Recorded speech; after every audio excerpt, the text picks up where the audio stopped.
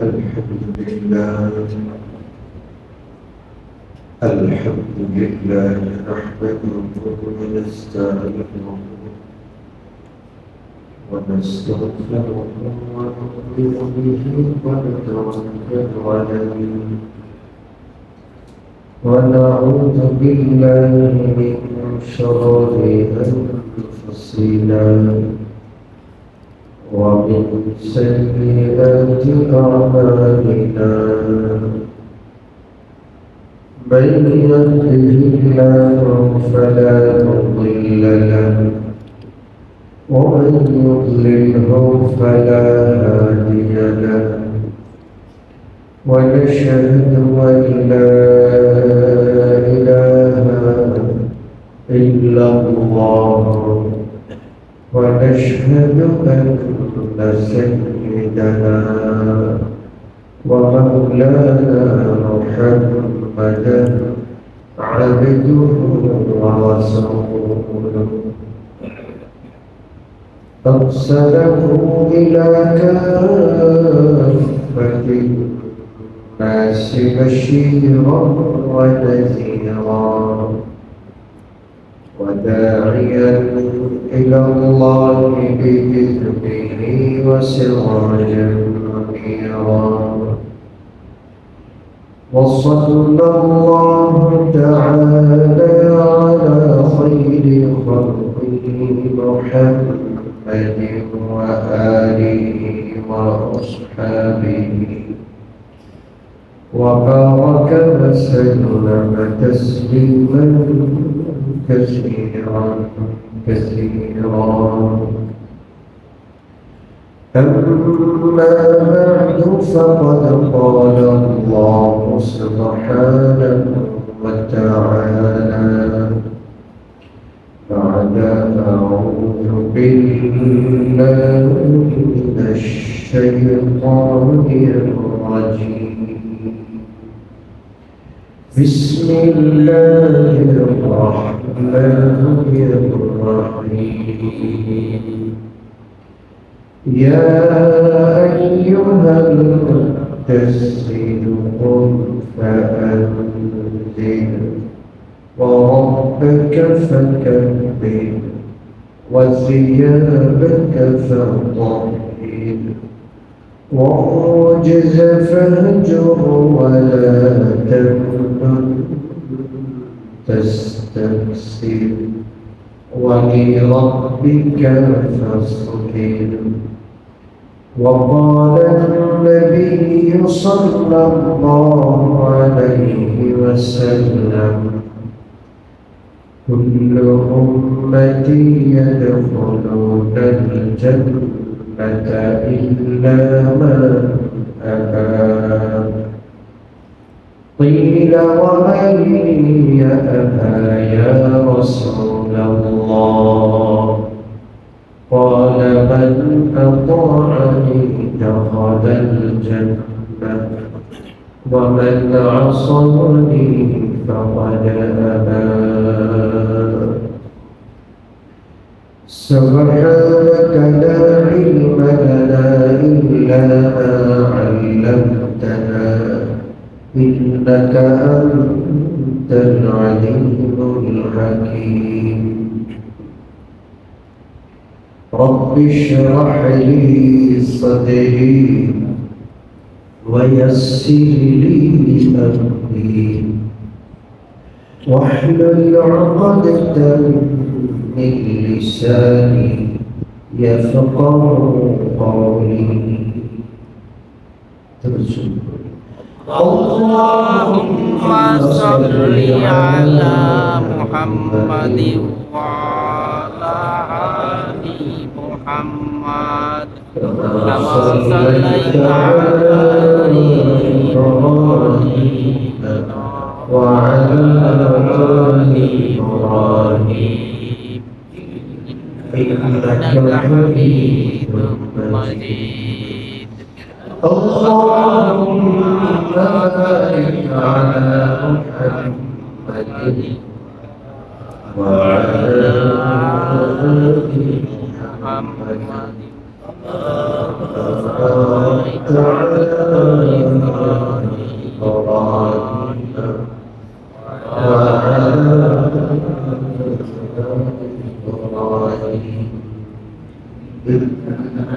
حميد مجيد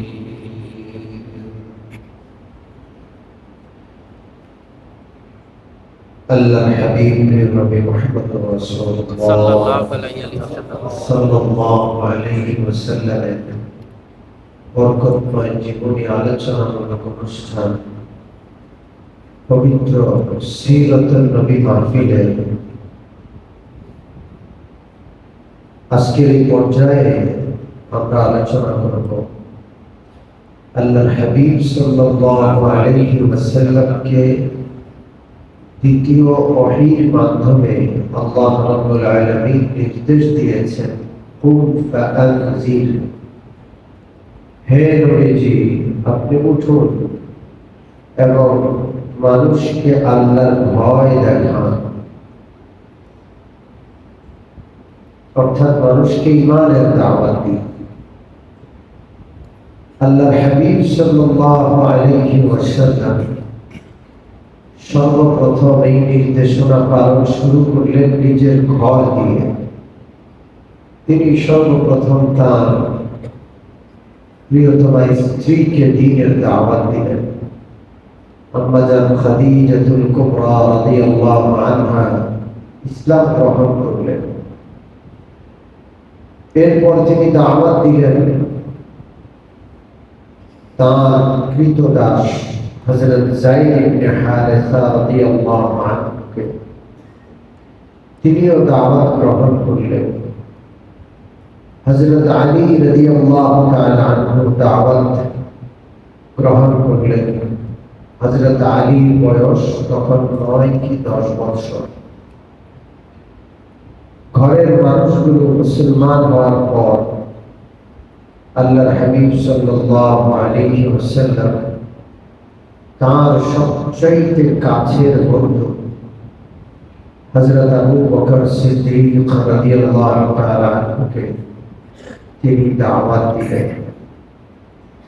আবু বকর সিদ্দিক রাদিয়াল্লাহু আনহু নবুয়তের আগেও রাসূলুল্লাহর বন্ধু, নবুয়তের পরেও বন্ধু, এবং আল্লাহ রাসূলের জীবন দশার বন্ধু, আল্লাহ রাসূলের গায়ে হেরার বন্ধু, গায়ে সওরের বন্ধু, এবং মৃত্যুর পরেও আল্লাহ রাসূলের কবরের পাশে তার বন্ধুর কবর রয়েছে। হাসরের ময়দানেও তারা একসাথে উঠবেন, জান্নাতেও তারা একসাথে থাকবেন ইনশাআল্লাহ। তিনি তার সবচেয়ে নিকটতম বন্ধু হযরত আবু বকরকে দাওয়াত দিলেন। আবু বকরের সাথে তার ভালোবাসা কত বেশি ছিল। হযরত আবু বকরের জীবনীতে রাসূলুল্লাহর সাথে তার আত্মার সম্পর্ক কতটা ছিল এটার বর্ণনা পাওয়া যায়। যে রাসূলুল্লাহ অসুস্থ হলে আবু বকর অসুস্থ হয়ে পড়তেন, রাসূলুল্লাহ সুস্থ হলে আবু বকর সুস্থ হয়ে যেতেন। আত্মার এত গভীর সম্পর্ক ছিল। একবার আল্লাহ রাসূল অসুস্থ হয়েছেন এই সংবাদ পেয়ে আবু বকর রাদিয়াল্লাহু তাআলা খুব দৌড়ে তার ঘরে গেলেন। নবীজিকে অসুস্থ অবস্থায় দেখে আবু বকর অসুস্থ হয়ে পড়লেন। নবীজির ঘর থেকে আবু বকরের ঘর পর্যন্ত আসার মতো সুস্থতা রইল না। আবু বকর রাদিয়াল্লাহু তাআলা আনহু ঘরে তাকে ধরে আনা হলো অসুস্থ। আল্লাহ রাসূল যতদিন অসুস্থ, আবু বকর ততদিন অসুস্থ। আল্লাহ রাসূল প্রথমে সুস্থ হলেন এবং আবু বকরকে দেখতে আসলেন। সুস্থ অবস্থায় প্রিয় নবী আবু বকরকে যখন দেখতে আসলেন, আবু বকর অসুস্থ শুয়ে আছে।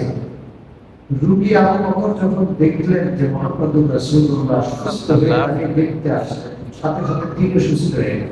সুবহানাল্লাহ। দুজনের মধ্যে আত্মার এতটা গভীর সম্পর্ক ছিল। এই জন্য আল্লাহ রাসূল সাল্লাল্লাহু আলাইহি ওয়াসাল্লাম তার ঘরওয়ালাদের দাওয়াত দেওয়ার পর সর্বপ্রথম হযরত সিদ্দিক আকবর আবু বকর রাদিয়াল্লাহু তাআলা আনহুকে দাওয়াত দিলেন। আবু বকরকে দাওয়াত দেওয়ার পরে অবস্থাটা এমন যেন আবু বকর সিদ্দিক সেই দাওয়াতের অপেক্ষায় অপেক্ষমান ছিলেন, যেন তিনি আগে থেকে জানতেন, যেন তিনি অপেক্ষায় ছিলেন যেন তিনি কখন করবেন আবু বকর যদি ইসলাম গ্রহণ করো। রাসূলুল্লাহ বলতে দেরি সাথে সাথে তিনি কালিমা পড়ে শাহাদা পাঠ করে রাসূলুল্লাহকে সাক্ষী দিয়ে তিনি মুসলমান হয়ে গেলেন। সুবহানাল্লাহ। এই জন্য কোন কোন কবি একটি কবিতা লিখেছেন ফার্সিতে, চশমে আহমদ পর আবু বকরে জাদা, চশমে আহমদ পর আবু বকরে জাদা, ওয়াজিয়ে কে তসদীক সিদ্দীকা মুর্দা। আবু বকর রাদিয়াল্লাহু তাআলা আনহুর প্রতি রাসূলুল্লাহ এতটা সুনজর ছিল আর সুনজরের এত প্রভাব ছিল যে আবু বকরের সামনে ইসলাম মহা সত্য পেশ করতে দেরি আল্লাহ রাসূল পেশ করার সাথে সাথে আবু বকর এই মহা সত্যকে গ্রহণ করার ক্ষেত্রে একটু দেরি হয়নি। সাথে সাথে তিনি মহা সত্যকে গ্রহণ করলেন এবং কিয়ামতের পর্যন্তের জন্য তিনি সিদ্দীক হয়ে গেলেন। সিদ্দীক অর্থ তিনি মহা সত্যকে অলীলায় গ্রহণ করেন। সুবহানাল্লাহ, সিদ্দীক। আল্লাহ রাসূল সাল্লাল্লাহু আলাইহি ওয়াসাল্লাম এই জন্য বলতেন, আমি কারোর কাছে কোনো জিনিস পেশ করলে, বিশেষ করে ইসলাম যতজনের কাছে পেশ করেছি সবাই চিন্তা করেছে গ্রহণ করবে কি করবে না, বিষয়টা গ্রহণ করা যায় কি যায় না, এই ব্যাপারে চিন্তা করেছে, ফিকির করেছে, এরপরে সিদ্ধান্ত নিয়েছে। কিন্তু একমাত্র আবু বকর, যিনি আমাদের পর কোনো চিন্তা ফিকির করার কোনো প্রয়োজন উদ্ভাবন করেননি, সাথে সাথে তিনি মুসলমান হলেন, সত্যকে মহা সত্যকে গ্রহণ করলেন। সুবহানাল্লাহ। এই জন্য হযরত আবু বকরের নামের সাথে কি আছে? সিদ্দীক। সত্যকে গ্রহণ করার ক্ষেত্রে, ইসলামের যে কোনো বিষয়কে গ্রহণ করার ক্ষেত্রে যে যত তাড়াতাড়ি গ্রহণ করে সে অত বড় সিদ্দীক। সুবহানাল্লাহ। আজকাল মুসলমান ইসলামের বিধান বলার পরে যুক্তি চায়, কি চায়? যুক্তি। অর্থাৎ এটা ইসলামের বিধান, আমি গ্রহণ করতে রাজি না যতক্ষণ না পর্যন্ত যুক্তির আলোকে না বুঝাই। আল্লাহর কথা গ্রহণ করতে মুসলমানের যুক্তি লাগবে না। এটাই তো যুক্তি যে আল্লাহর কথা, এটা কার কথা? আল্লাহ তাআলার কথা। যুক্তি আর কি? রাসূলুল্লাহর কথা, এর চেয়ে বড় যুক্তি আর কি? ইসলামের বিধান, কোরআনের বিধান, এর চেয়ে বড় যুক্তি আর কি? কিন্তু মুসলমান এমন হয়ে গেছে যে মুসলমান ইসলামের বিধিবিধান গ্রহণ করতে এখন যুক্তি তালাশ করে। অর্থাৎ কোরআনের আয়াতে আছে এই জন্য আমি গ্রহণ করবো না, যদি যুক্তি হয় তাহলে গ্রহণ করবো। নাউযুবিল্লাহ। আল্লাহ যেন এমনটা হওয়া থেকে আমাদের হেফাজত। আমিন। আমরা যেন সিদ্দীক আকবরের অনুসারী হয়ে যাই। আমিন। হযরত আবু বকর সিদ্দীক রাদিয়াল্লাহু তাআলা আনহু রাসূলুল্লাহর দাওয়াত গ্রহণ করার পরে বসে থাকেন, সাথে সাথে তিনি বের হয়ে গেলেন এবং ওই দিন তিনি রাসূলুল্লাহর মিশনকে মক্কার বিভিন্ন জায়গায় পৌঁছালেন এবং সন্ধ্যাবেলায় 5 জন বড় বড় সাহাবীকে তিনি আল্লাহ রাসূলের দরবারে উপস্থিত করলেন। সুবহানাল্লাহ। 5 জন। এই 500 জন এত বড় সাহাবী যাদের ব্যাপারে, যেই 10 জনের ব্যাপারে আল্লাহ রাসূল জান্নাতি হওয়ার ব্যাপারে সুসংবাদ দান করেছেন, এই 5 জন ওই 10 জনের অন্তর্ভুক্ত। সুবহানাল্লাহ। এরা কারা কারা ছিলেন? এরা ছিলেন হযরত ওসমান রাদিয়াল্লাহু তাআলা আনহু, হযরত জুবাইর রাদিয়াল্লাহু তাআলা আনহু, হযরত আব্দুর রহমান ইবনে আউফ রাদিয়াল্লাহু তাআলা আনহু, হযরত তালহা, হযরত সাদ ইবনে আবি ওয়াক্কাস, রাদিয়াল্লাহু আনহু এই পাঁচজন বড় বড় সাহাবীকে হযরত আবু বকরের বন্ধু ছিলেন এনাদের সকলকে সারাদিন দাওয়াত দিয়ে বিকেল বেলায় রাসূলুল্লাহর সামনে উপস্থিত করে ফেললেন। সুবহানাল্লাহ। এই পাঁচজন সাহাবীর প্রথম দিন হযরত আবু বকরের কামাই। এই পাঁচজন আজকে সকালেও আমি একটি হাদিস শোনাচ্ছিলাম, আদ-দালু আলাল খায়রি কাফাইলিহি। যে ব্যক্তি কোন সৎ কাজের দিকে কাউকে দাওয়াত দিল, তার দাওয়াতে সাড়া দিয়ে যারা এই সৎ কাজের উপর আমল করলো, সকলের সমপরিমাণ সওয়াব এই সৎ কাজে আহ্বানকারী ব্যক্তিকে কে দান করবেন? আল্লাহ তাআলা। কিয়ামত পর্যন্ত এই জান্নাতের সুসংবাদ প্রাপ্ত এই সাহাবীরা যত আমল করেছেন এবং তাদের অনুসরণে কিয়ামত পর্যন্ত উম্মতি যত আমল করবে, আবু বকর একটা সওয়াব পেয়ে যাবে। সুবহানাল্লাহ। এখন এই পাঁচজন সাহাবী সম্পর্কে এদের আলোচনার আগে হযরত আবু বকরের বিষয়টা বলি। আমরা স্বাভাবিকভাবে যে আলোচনা করলাম সে আলোচনায় বোঝা গেল সর্বপ্রথম হযরত আম্মা জান খাদিজাতুল কুবরা মুসলমান হলেন, তারপরে হযরত আলী, তারপরে যায়েদ ইবনে হারিসা, তারপরে আবু বকর সিদ্দিক। হযরত ইমামে আযম আবু হানিফা রাহমাতুল্লাহ আলাইহিকে জিজ্ঞেস করা হলো যে ইসলাম গ্রহণে সবার আগে কে ছিলেন? তরতিবটা কি ছিল? কে সবার আগে ইসলাম গ্রহণ করলেন? হযরত ইমামে আযম আবু হানিফা রাহমাতুল্লাহ আলাইহি জবাবটা এইভাবে দিলেন যে পুরুষদের মধ্যে সবার আগে ইসলাম গ্রহণ করেছেন আবু বকর সিদ্দিক রাদিয়াল্লাহু আনহু। নারীদের মধ্যে সবার আগে ইসলাম গ্রহণ করেছেন হযরত আম্মা জান খাদিজাতুল কুবরা রাদিয়াল্লাহু আনহা। বালকদের মধ্যে সবার আগে ইসলাম গ্রহণ করেছেন হযরত আলী রাদিয়াল্লাহু আনহু। আর কৃতদাসদের মধ্যে সবার আগে ইসলাম গ্রহণ করেছেন হযরত যায়েদ ইবনে হারিসা রাদিয়াল্লাহু আনহু। যাই হোক, তো এইভাবে হযরত ইমাম আযম আবু হানিফা রাহমাতুল্লাহ আলাইহি ইসলাম গ্রহণের ক্ষেত্রে সবার আগে কে, এর জবাবটা এইভাবে দিয়েছেন। হযরত ওসমান রাদিয়াল্লাহু তাআলা আনহু হযরত আবু বকরের দাওয়াতে মুসলমান হলেন। এটার একটা ঘটনা আছে। হযরত ওসমান কিভাবে ইসলাম গ্রহণ করলেন, আল্লাহ রাসূলের জীবনীতে হযরত ওসমানের ইসলাম গ্রহণের ঘটনাটা আছে। হযরত ওসমান রাদিয়াল্লাহু আনহু একদিন ঘরে আসলেন, তখন তিনি মুসলমান হননি। তার ঘরে এসে দেখলেন তার খালা সুহদা, নাম কি? সুহদা। তার ঘরে তার খালা এসেছেন, ওসমানের অপেক্ষায় অপেক্ষমান।